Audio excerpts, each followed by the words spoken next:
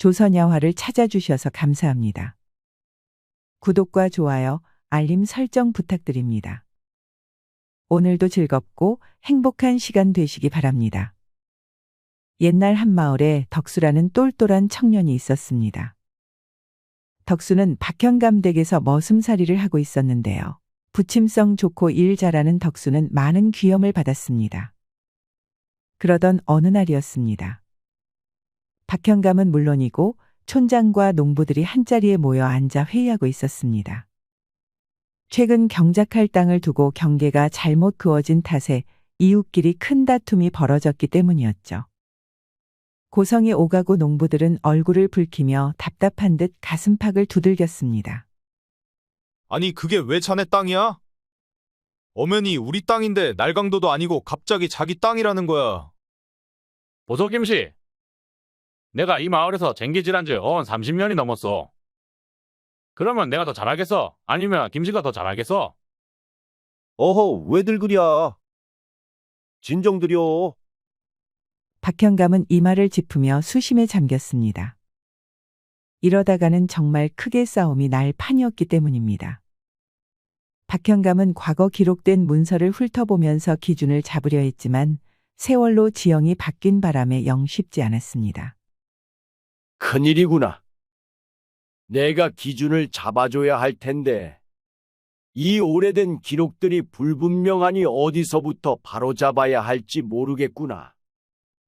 박현감이 그렇게 고민에 빠져 있었습니다. 박현감의 시중을 들기 위해 따라온 덕수는 농부들의 말다툼을 유심히 듣고는 가만히 생각에 잠겼습니다. 그리고는 박현감에게 슬쩍 몸을 기울여서 낮은 목소리로 속삭였습니다. 나으리, 제가 감히 한 말씀 드려도 되겠습니까? 부원이야. 배고파도 좀 참거라. 회의가 길어질 것 같다. 그것이 아닙니다요. 농작지 경계에 관해서 말씀 좀 올리고 싶습니다. 경작지 말이냐? 내가 예, 나으리. 오냐? 어디 한번 드러나 보자꾸나. 박현감이 허락하자 덕수는 눈을 반짝이며 설명하였습니다. 예전에 비가 많이 와서 홍수가 났을 때 흙이 흘러내리며 경계석들이 엉망이 된 것을 기억하십니까? 원래의 경계를 확인하려면 그 흙을 파서 당시의 뿌리 깊은 나무와 강줄기를 기준으로 경계를 다시 정하면 어떨까요? 그럼 경작지 경계를 명확히 그릴 수 있을 것입니다. 박현감은 덕수의 말을 듣고 깜짝 놀랐습니다. 경계가 모호해진 이유는 홍수로 인해 경계석들이 이동했기 때문인데 덕수는 이를 정확히 지적한 것입니다. 이거 참 내가 그리 생각할 줄은 몰랐구나. 맞다. 그 방법이 통할 수 있겠구나. 참으로 기발한 생각이다. 박현감은 손뼉을 치면서 기뻐했습니다. 농부들과 촌장도 이러한 해결책에 적극적으로 찬성하였지요. 박현감은 덕수의 총명함에 크게 감탄하였습니다. 이뿐만이 아닙니다. 하루는 덕수가 마당을 쓸다가 바닥에 무언가를 그리면서 한참을 중얼거리고 있었습니다. 이봐라, 덕수야. 마당을 쓸다 말고 못하고 있는 게냐? 아이고, 별거 아닙니다요. 쇳내가 그만 일하다가 말고 쓸데없는 것에 정신이 팔리고 말았습니다. 덕수는 살짝 당황하며 황급히 빗자루를 고쳐잡았습니다. 그런데 덕수의 발 한켠에 한자 구절이 적혀 있는 것입니다. 이에 깜짝 놀란 박현감이 두 눈을 크게 치켜떴습니다. 아니, 이건 또 뭐냐? 죄송합니다요. 아니다, 혼내는 것이 아니다. 너는 이게 무슨 뜻인지 알고 있는 게냐? 내가 쓴 것이냐? 예, 나으리. 대학에서 나온 구절입니다요. 대학? 내가 어찌 이 책을 아느냐?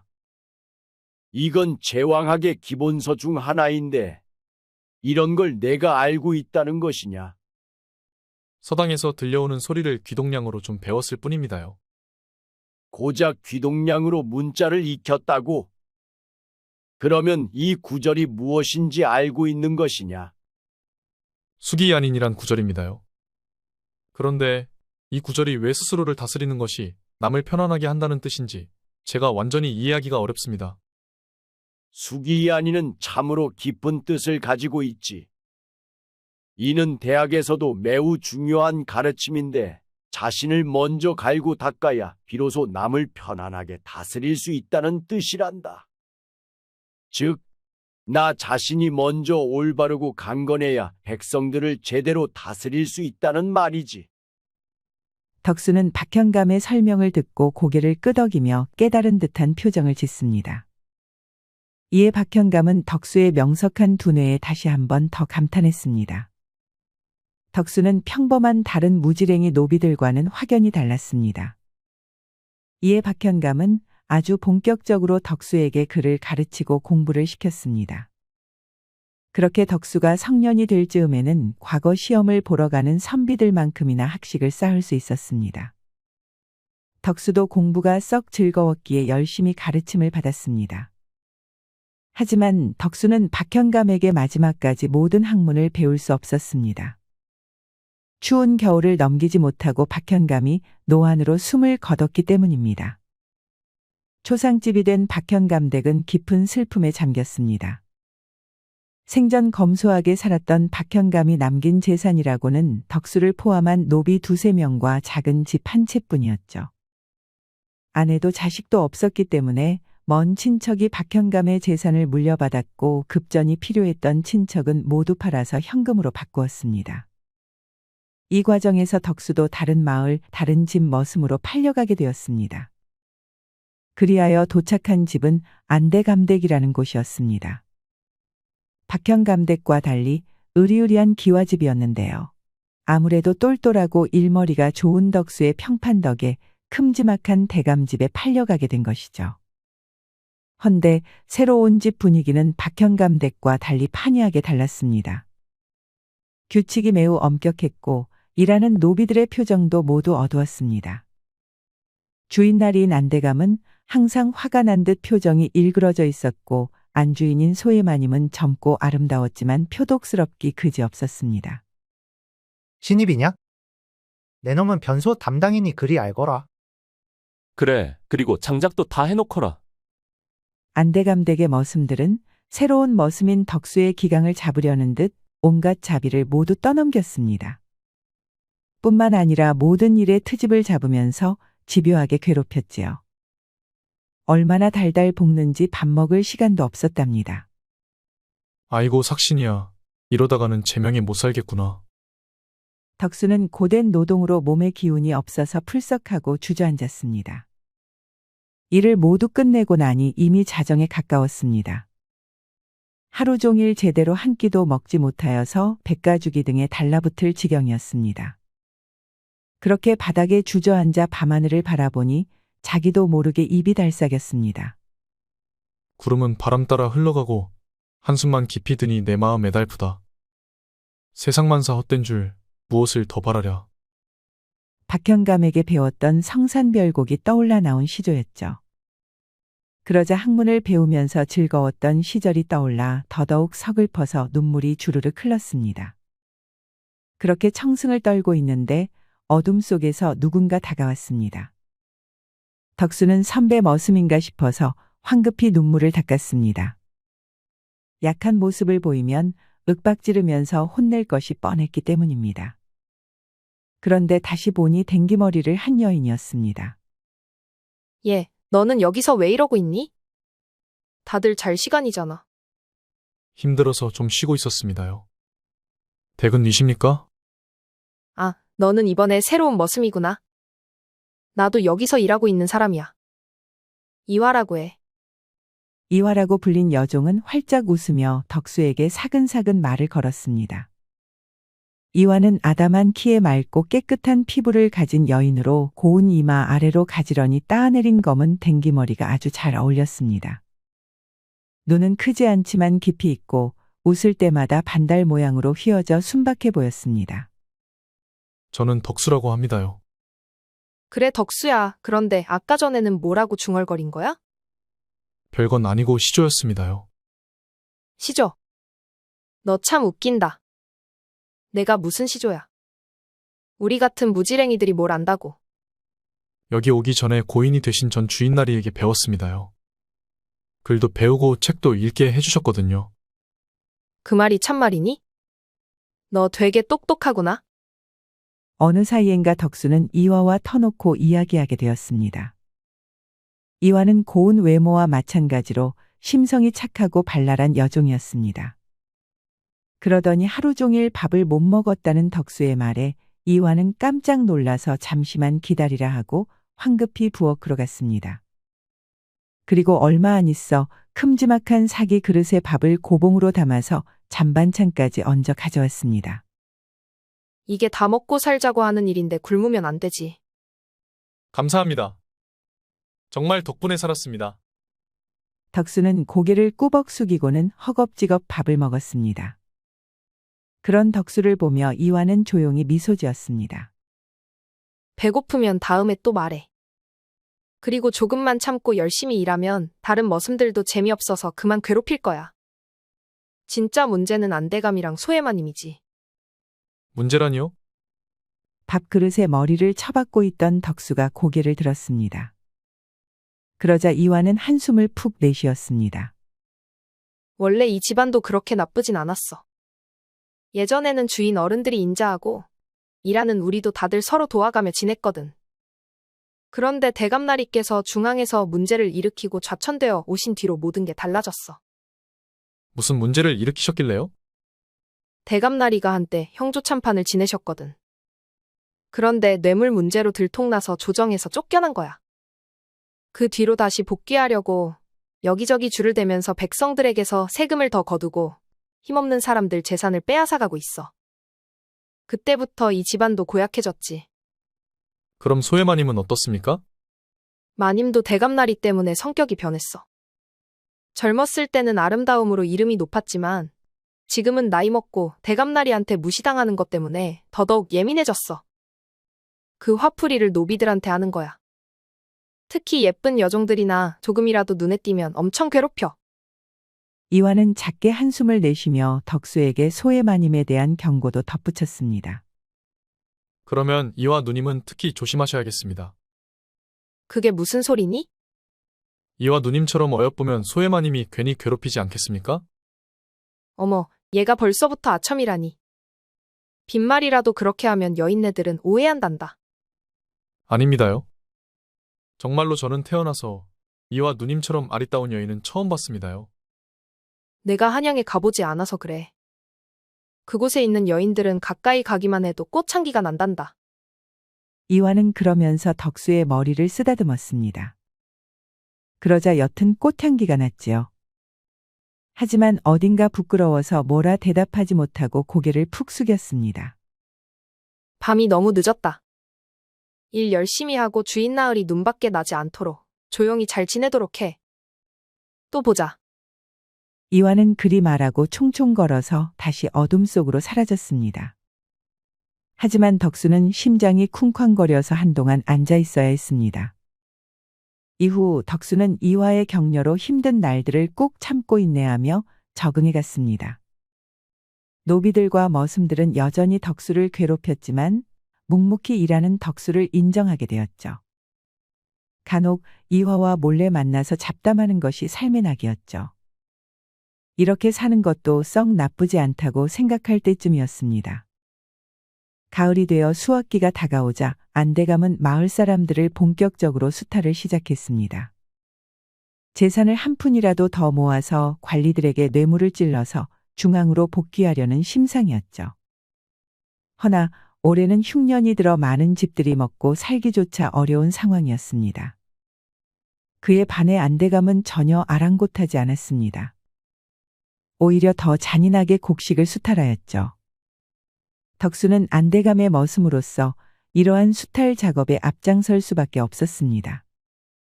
덕수는 마을 사람들의 집을 찾아다니며 곡식을 강탈하는 일에 동원되었습니다. 사람들의 눈에는 공포와 원망이 가득했고 덕수는 자신이 무고한 사람들에게 고통을 주고 있다는 생각에 밤마다 잠을 이루지 못했습니다. 어느 날 덕수는 마을의 한 농부 집에 들어가 곡식을 빼앗으려 했습니다. 이미 초라해진 집안은 텅 비었고 밥을 굶은 아이들이 구석에 웅크리고 있었습니다. 덕수는 처참한 모습에 절로 몸이 굳어버렸습니다. 하지만 뒤에 있는 머슴들은 으름장을 내놓았습니다. 제발 우리 가족은 이제 정말로 남은 게 없소. 이 곡식마저 가져가면 우리는 굶어 죽을 수밖에 없단 말이오. 이놈아. 그건 우리가 알바아니다. 안대감 나으리께서 명하셨으니 당장 가져오는 것이 좋을 것이야. 당신들도 사람이잖소. 아무리 그래도 이건 너무한 거 아니오? 그래서 이 마을에서 안대감 나으리의 말을 거스르고 잘 살 수 있을 거라 생각하느냐? 오냐, 그래. 그러면 우리가 돌아간다고 치자. 그러면 다음에는 어떤 일이 벌어질지 감당이나 할 수 있겠느냐? 머슴들이 윽박지르자 농부는 닭똥 같은 눈물을 줄줄 흘렸습니다. 그리고 앙상한 손으로 반포대기 받게 되지 않는 쌀자루를 건넸습니다. 이를 옆에서 지켜보는 덕수는 기어코 튀어나와서 가로막았습니다. 그냥 이 집은 내버려 두고 가면 안 되겠습니까? 이놈 덕수야, 이걸 가지고 가지 않으면 우리가 죽는다. 대감 나으리의 명을 거스르면 어찌 되는지 알고나 있기나 한 게냐. 그랬다가는 주리를 틀려서 평생 땅바닥을 기어다니는 안진뱅이 신세가 될 거야. 우리라고 좋아서 이 짓거리 하는 줄 아느냐? 머슴들은 그간 성실하게 군말 없이 일한 덕수와 친해졌기 때문에 화를 내는 것이 아니라 조용히 타일렀습니다. 이에 덕수도 어쩔 수 없었지요. 그날 밤 덕수는 죄책감으로 한숨도 잘 수 없었습니다. 곡식 자루를 건네는 늙고 앙상한 농부의 성마른 눈동자가 눈앞에 아른거렸습니다. 비천하게 태어났을지언정 평생 하늘 아래 한 점 부끄럼 없이 사는 것이 목표였건만 무정한 하늘은 그마저도 못하게 시련을 내리는구나.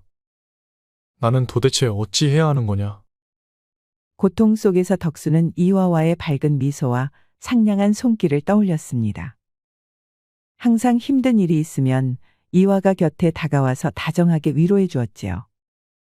삶의 등불이었던 양심은 저버렸지만 이화에 대한 애틋하고 진실된 마음만큼은 저버리지 않았습니다. 덕수는 마음을 단단히 고쳐먹기로 했습니다. 하지만 이런 덕수의 마음가짐은 다음날 아침이 되자마자 모두 무너지게 됩니다. 어제부터 어디에도 보이지 않았던 이화를 안대감댁 대문 앞에서 발견하였습니다.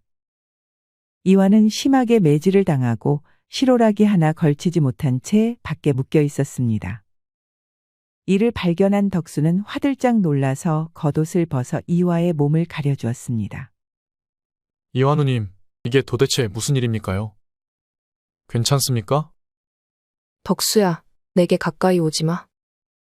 너까지 화를 입을 수 있단다. 아닙니다요. 저는 괜찮습니다. 헌데 도대체 왜 이 지경이 된 것입니까? 이화는 멍투성이가 된 얼굴을 간신히 들며 어제 있었던 일을 설명하였습니다. 어제 마님께서 입으실 비단 한복을 다듬이돌에 다리다가 옷감에 구김이 생기고 말았어.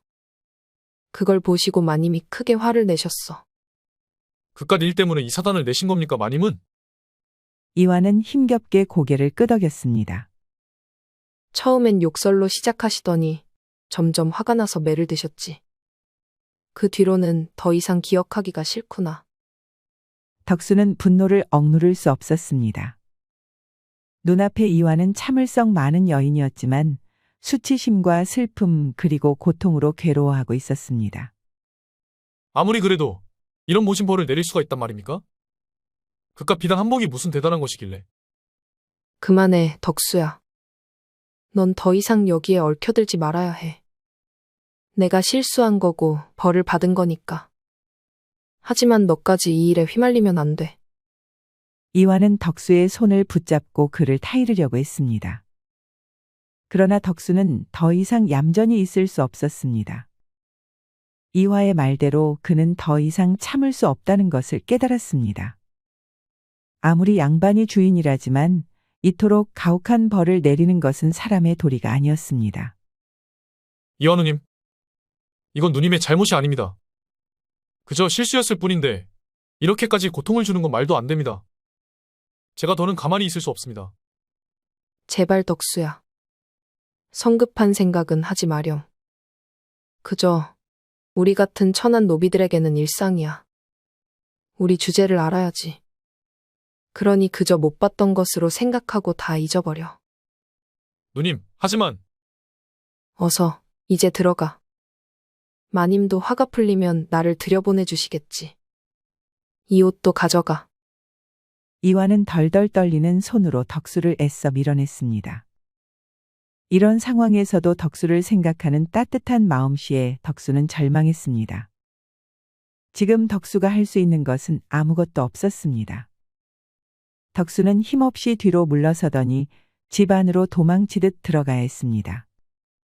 이화의 처참한 몰골을 계속 지켜보고 있을 수 없었기 때문이죠. 그날 밤 덕수는 이화와 처음 만났던 처마 밑에 앉아 어둠 속을 멍하니 바라보았습니다. 온갖 생각이 머릿속에 떠올랐습니다. 그리고 무엇보다도 이화의 상처투성이 모습이 눈앞에서 떠나지 않았습니다. 아무리 천한 신분이라지만 어찌 이토록 잔혹하게 사람을 짓밟을 수 있단 말입니까?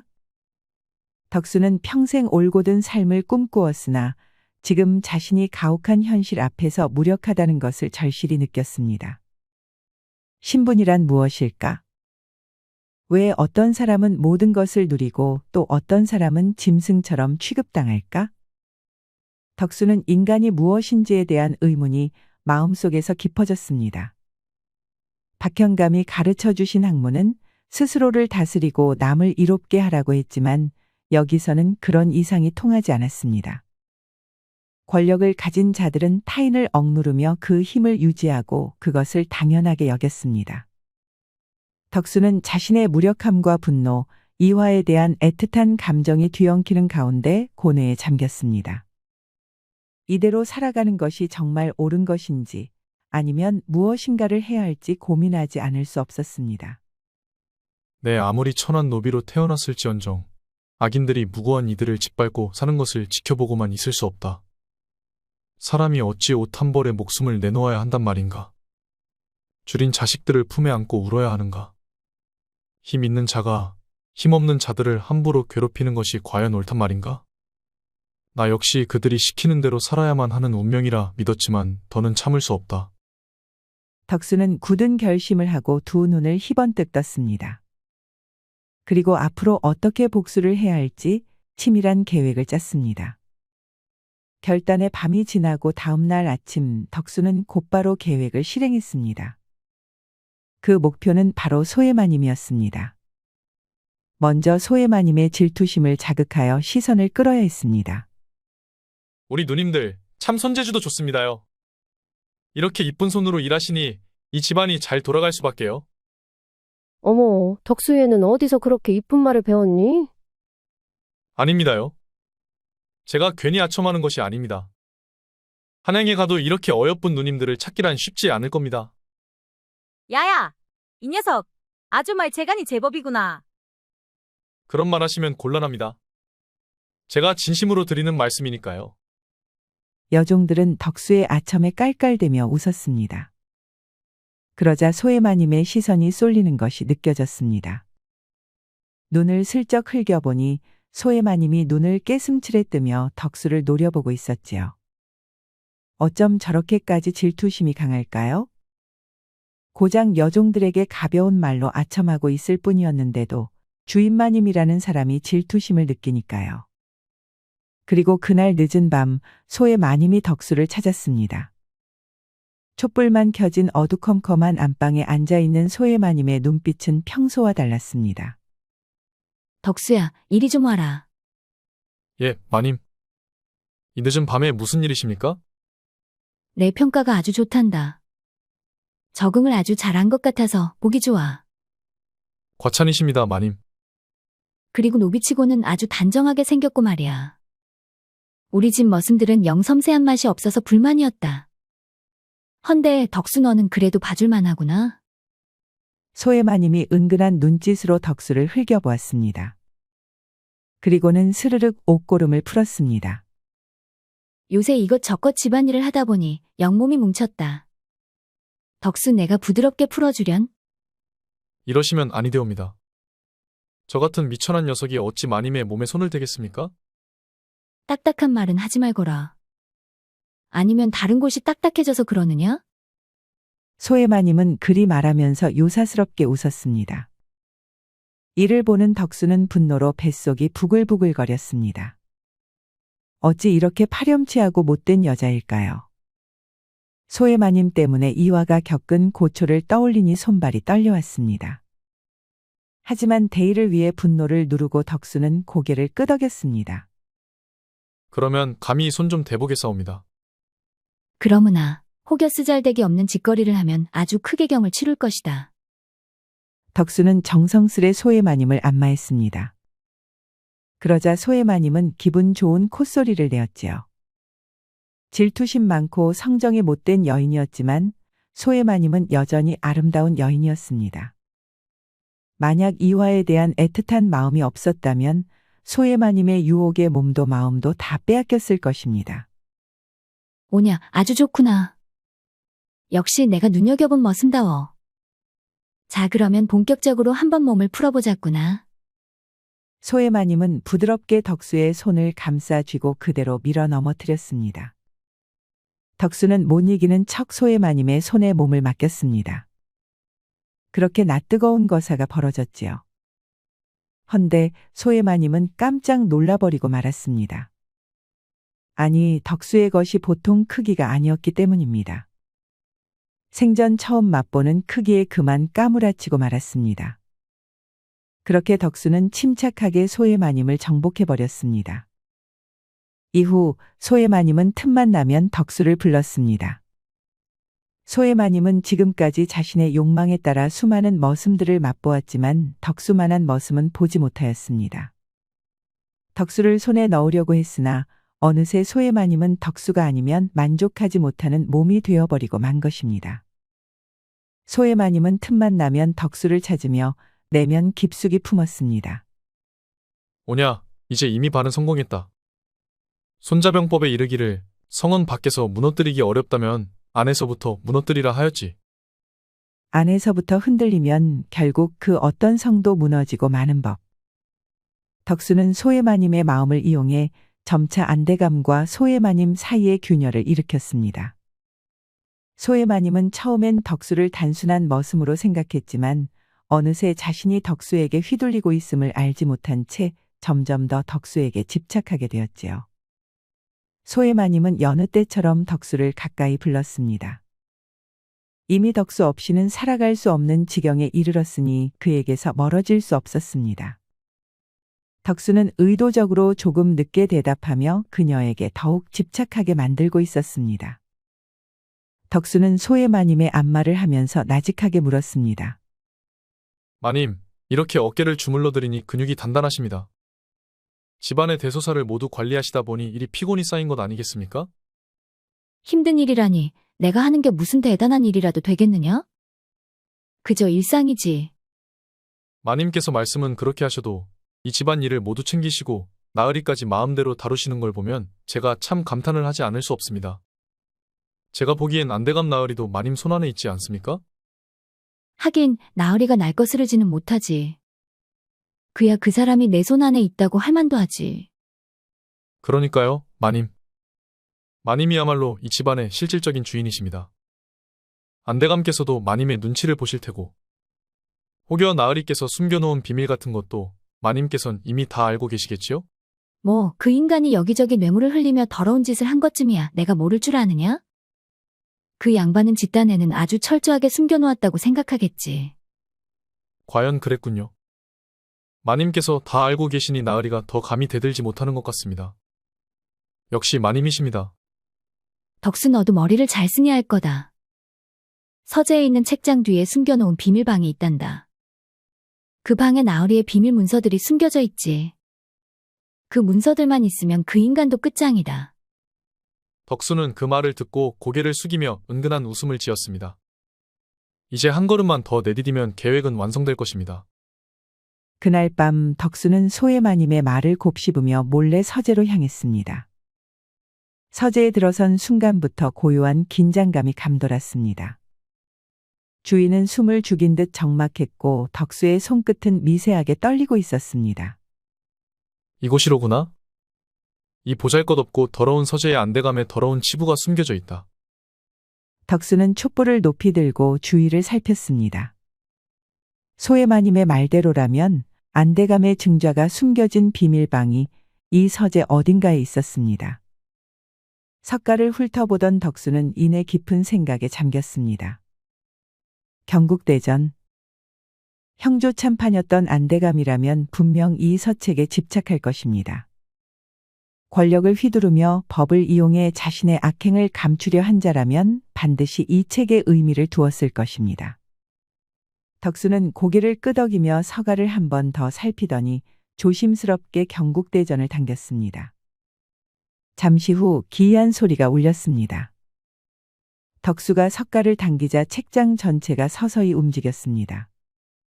촛불에 비친 책장 너머로 숨겨진 문이 열렸습니다. 덕수는 그 문을 통과하며 깊숙한 방 안으로 들어섰습니다. 방은 작고 어두웠으나 한눈에 봐도 오래된 기록들이 쌓여 있는 것을 볼 수 있었습니다. 덕수는 떨리는 손으로 그 문서들을 하나하나 확인하기 시작했습니다. 모든 것이 예상대로였습니다. 여기에는 안대감이 중앙 관리들에게 보낸 뇌물의 명세서와 가짜 문서들이 들어 있었습니다. 이 문서들이야말로 안대감의 목을 죄일 만한 확실한 증자였지요. 덕수는 문서 더미 속에서 손때 묻은 두루마리를 꺼냈습니다. 낙인을 본 순간 그것이 바로 안대감의 뇌물 거래 내역이라는 것을 직감했습니다. 덕수는 입가에 희미한 미소를 지으며 문서들을 하나씩 챙겼습니다. 이후 며칠 뒤 안대감은 자신의 문서가 사라졌다는 사실을 알아차렸습니다. 노발대발한 안대감은 집안의 모든 노비들을 마당에 집합시켰습니다. 아무렴 노비가 안대감의 문서를 훔쳤다는 증거는 하나도 없었지만 분노에 사로잡힌 안대감은 그런 사실 따위 안중에도 없었습니다. 무작정 차례대로 한 명씩 끌어다가 매섭게 매질하면서 추궁하였습니다. 헌데 안대감의 악독한 손길이 이화에게까지 뻗쳤습니다. 내년 바른 대로 말하지 못할까? 그러지 않으면 목숨을 보전하지 못할 것이다. 이화는 피투성이가 된 채 고통 속에서도 말을 잇지 못했습니다. 덕수는 이를 지켜보며 참을 수 없는 분노와 죄책감에 휩싸였습니다. 모진 매질에도 이화는 아무 말도 하지 못하였습니다. 그저 두 눈을 꼭 감고 고통을 이겨내려고만 했지요. 이에 덕수는 결국 뛰쳐나와서 무릎을 꿇었습니다. 멈추십시오, 나으리. 그만하십시오. 제가 했습니다. 제가 문서를 빼돌렸습니다. 내 놈이었느냐? 내 따위 노비가 감히. 안대감은 손수 덕수를 잡아채어 죽기 직전까지 멍석말이를 시켰습니다. 피투성이가 된 덕수를 노려보며 으름장을 놓았습니다. 어서 내 문서를 내놓지 않으면 내 놈의 목숨은 여기서 끝이다. 덕수는 더는 피할 길이 없었습니다. 덕수는 마루바닥에 숨겨둔 문서를 꺼내어 안대감에게 바쳤습니다. 너 같은 놈이 나를 당할 수 있다고 생각했느냐? 글자도 알지 못하는 머저리 같은 녀석이 용케도 문서를 훔쳤구나. 오냐, 이제 내일부터 내 놈은 차라리 죽여달라고 내게 매달릴 것이다. 그러나 안대감이 승리를 만끽한 것도 잠시 다음 날 아침 금의부의 관리들이 안대감을 잡으러 찾아왔습니다. 안대감은 믿을 수 없다는 표정으로 관리들에게 연행당했습니다. 알고 보니 덕수는 이미 사본을 만들어 놓아서 소해마님의 이름으로 중앙에 보냈던 것입니다. 대감의 악행은 중앙에 폭로되었고 결국 금의부가 파견된 것이지요. 이것은 무함이오. 이는 전부 저 덜 떨어진 노비놈들이 꾸민 계략이란 말이오. 죄인은 입을 다물라. 모든 악행이 낱낱이 보고되었는데 아직도 발뺌하느냐?